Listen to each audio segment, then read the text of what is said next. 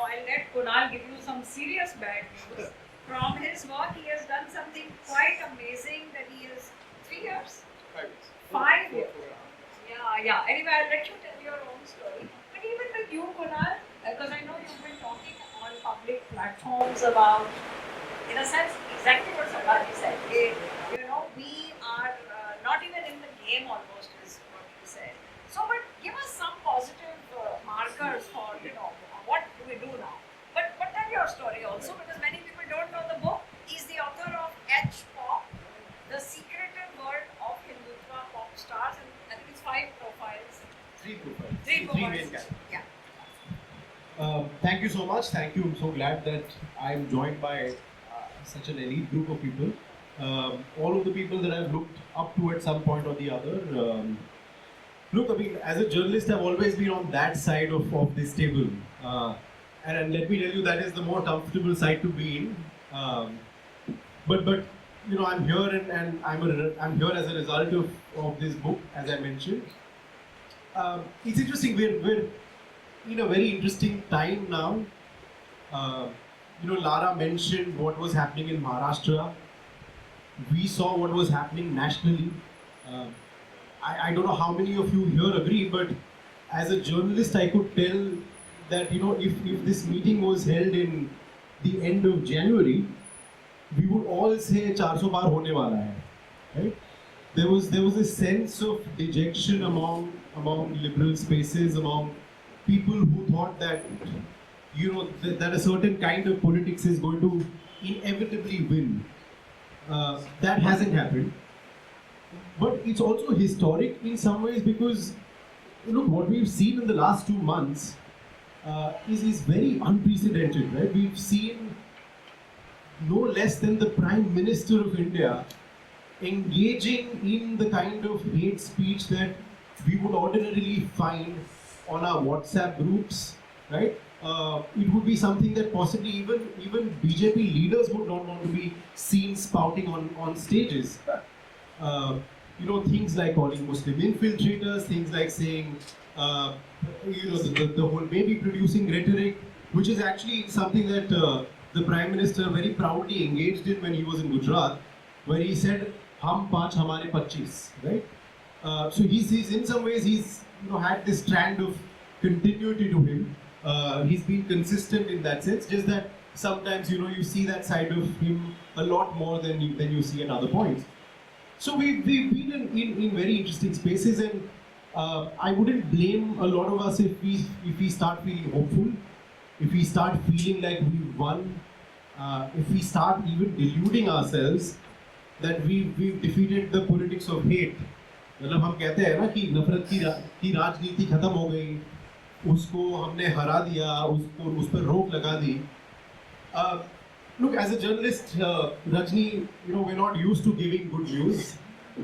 Journalists love it when there's bad news to be delivered because that's what gets the best out of us. I do bring grim news. I mean, away from this rhetoric that we've been seeing in spaces like these. In terms of actual numbers, BJP has got about 60 lakh more votes than the last time, right? They were about 22.8 or 9 crore the last time. They're now 23.5 or 6 crores votes this time.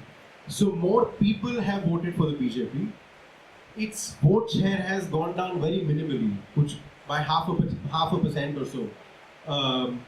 So in terms of actual numbers, that is what it looks like, right? I mean, of course, seat-wise, लगता है कि हम वो हार गए. But what I've seen over the last 5 years of sort of being in this world that I call the secretive world of Hindutva pop stars, I feel like हमारा जो analysis है liberal spaces में कि communalism क्या है, उस पे थोड़ा सा एक हमें बदलने की जरूरत है. We need to shift the lens a bit. Because we've seen different stages and different phases of communalism, right? We've seen that phase where there were big riots, and that big event would polarize people, would spread communalism. People would feel polarized. So we've seen that phase. We saw a different phase where from those big events, from those big long periods of riots and communal clashes, we saw events where there were more localized clashes, right? There were more, so lynching here, a lynching there.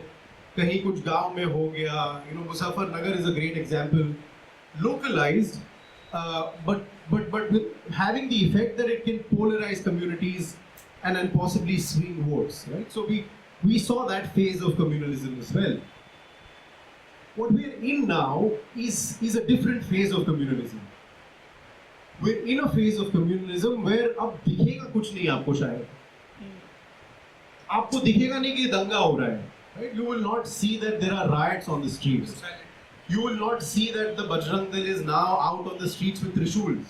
We used to have those, right? Trishul बांटते थे, सब करते थे.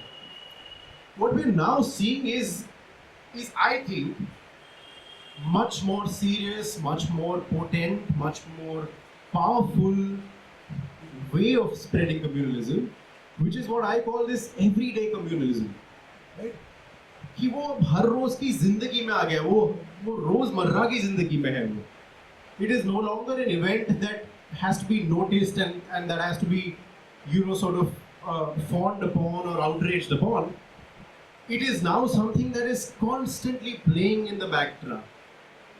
It is extremely normalized to the point where you don't even notice that ho raha hai wo. And this is where my journey with this book also comes in, because 5 years ago, in fact, just around the time of the elections in 2019, I found myself in Jharkhand, and those days, if you all remember, we used to see a lot of lynchings, we used to see a lot of communal sort of riots in villages and so on. So we used to see a lot of hate crimes, and I used to be working, and as a freelancer, I used to be associated with indiaspend.com, where they had a hate crime tracker. तो वो हर hate crime को track करते थे because nobody else was doing it. And as a part of the tracker, I would go on the ground to actually investigate कि हर hate crime जो हम डाल रहे हैं database में, is it actually a hate crime or are there local factors? So I would inevitably find myself speaking to people who were accused of the lynching, right? People who families of people who've been in prison. I would find myself speaking to the family members of the person who's been lynched. I would talk to the sarpanch, I would talk to the wakeels, I would talk to cops, I would talk to a lot of people. तो मैं था एक छोटा सा district है झारखंड में जो कभी न्यूज़ में जनरली आता नहीं है, गुमला नाम का, और गुमला में एक हेट क्राइम हुआ था. जब मैं वहाँ गया, and the hate crime had happened in the past, so I went after a while, and when I went I tried to understand क्या हुआ था. Turns out it was a Ram Navami procession. वो दिन था राम नवमी का, and people who are not familiar with what Ram Navami is in those parts, lakhs and lakhs of people come onto the streets. It is the biggest festival of some of these places, and Jharkhand is one such state, and it has a long history of also triggering communal clashes and so on. तो उस दिन जब राम नवमी का procession था, गुमला में एक बहुत अच्छा एक सिंक्रेटिक ट्रेडिशन होता था, where the Muslim community would stand outside the mosque, और जो हिंदू community थी वो प्रोसेशन निकाल के it would go around town and it would pass by the mosque. वो जामा मस्जिद था गुमला का, उसके सामने से गुजरता था, तब वहाँ के मुसलमान बाहर आते थे, उनको थोड़ा सा कुछ ठंडा देते थे, they would shower petals on people, and then the procession would go. So it was in some ways the local Muslims and coming and paying their own respects. So like always, उस साल भी local Muslims gathered outside the mosque. They were expecting the procession to come close. They were expecting that sort of warmth that they've always seen. Except उस साल, as soon as the procession entered the lane in which the Jama Masjid is, something was off. The procession didn't seem like the procession of all of those years जो हर साल आता था. इस बार एक अलग जज्बा था. There was a different energy to it. एक aggression था, और वो procession नहीं, वो mob लग रहा था. In the words of the eyewitnesses who were there. और उन्होंने देखा कि क्या हो रहा है. There is something off. And when I tried to investigate this, because this was nowhere, कोई news report में नहीं था, पुलिस के records में नहीं था. जब मैं उसके बाद गया, and when I tried to investigate कि क्या था, what was different about it, एक आई विटनेस था, एक मुसलमान था वहां का, उसने कह दिया कि साहब उन्होंने एक गाना लगा दिया जब वो गली में एंटर किए, समाजी साहब, वो उन्होंने एक गाना लगा दिया और वो गाने के बोल थे मुल्ले की टोपी गिरा दो. So as soon as that song started, and this is something that we've seen in Malwani as well in Mumbai, and Nara will tell you, as soon as the song started, the procession had a very different energy to it. और वो जितना जितना करीब आते गए मस्जिद से, वो एनर्जी बढ़ती गई. Right? They were driven into a bit of a frenzy. और उस टाइम पे जो लोग थे, जो आई विटनेसेस थे, उनको लगा कि शायद यहाँ राइट हो जाएगा. Because here is this powerful song that is being played. इन लोगों में एक अलग जज्बा आ गया है, and there are so many Muslims over there. और मस्जिद के सामने ये कुछ हो रहा है सारा. Thankfully in that moment वो राइट तो नहीं हुआ, क्योंकि पुलिस आ गई, पुलिस ने वो म्यूजिक बंद करवा दिया. Right? और चुपचाप प्रोसेशन को बोला कि आप आगे निकल जाइए, you don't have to wait here. तो वो ना तो वो सिंक्रेटिक ट्रेडिशन हुआ, ना तो कुछ हुआ, निकल गए. But that night, when some of the people who were going back from that procession, उसी जुलूस का हिस्सा थे वो लोग, वो जब रात को जा रहे थे, उन्होंने देखा एक मुसलमान लड़का जिसकी दुकान वही थी, मस्जिद से बिल्कुल करीब है, सब लोग उसको पहचानते थे, उसके स्कूल में थे ये वो मुसलमान लड़का वहाँ की एक हिंदू लड़की के साथ बात कर रहा था. They were talking. And because they had been in this space where, you know, their sort of feelings of hate and anger towards Muslims were driven up, when they saw the Muslim boy and the Hindu girl talking, they thought this is love jihad. उनके दिमाग में आया कि ये love जिहाद है, ये यही हो रहा है.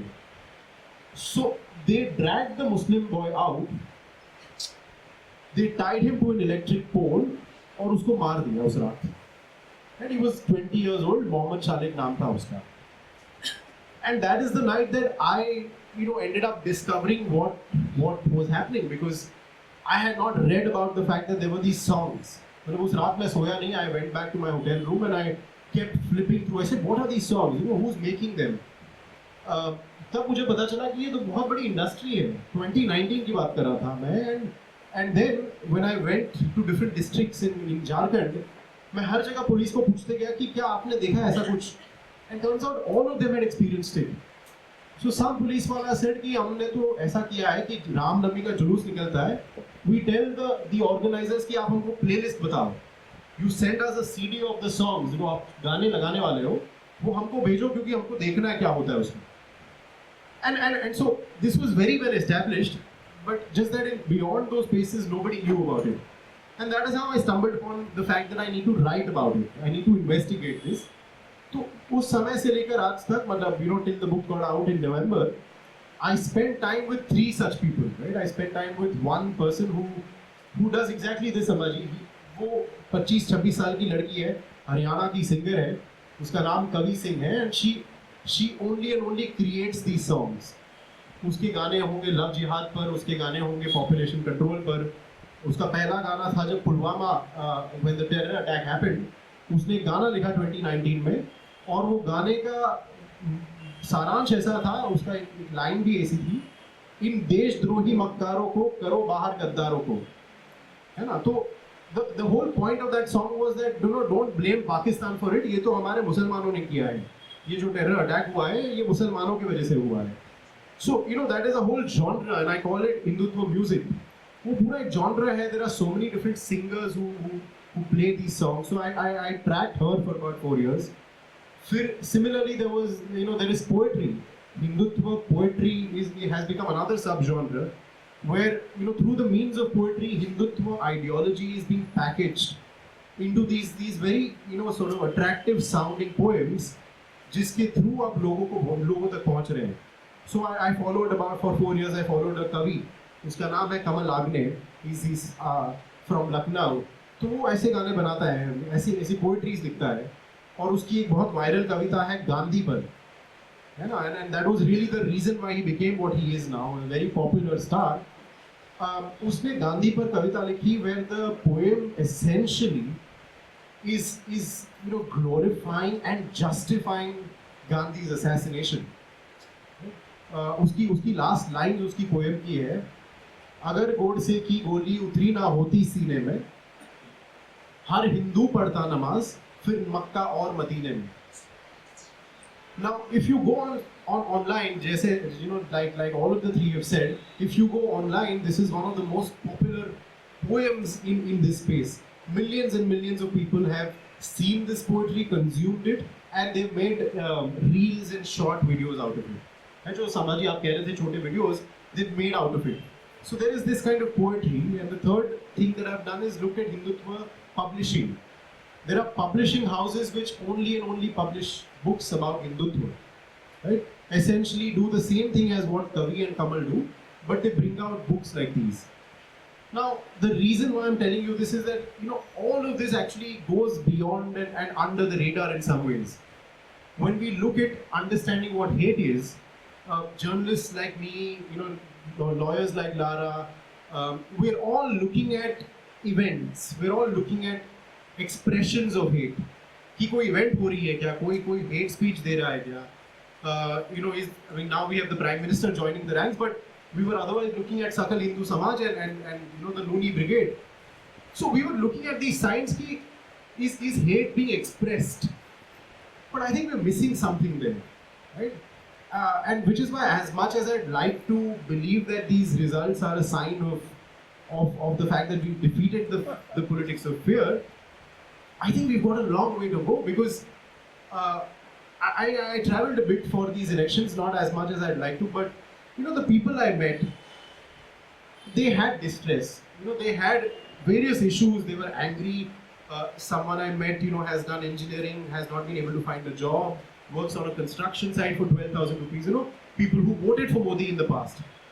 They have very real reasons to be disappointed and hence have possibly moved their vote. But that person is not saying that I love Muslims now. He's not suddenly saying कि नहीं मैं गलत था. Muslims are great people. I'll hang out with them. वो नहीं हो रहा है.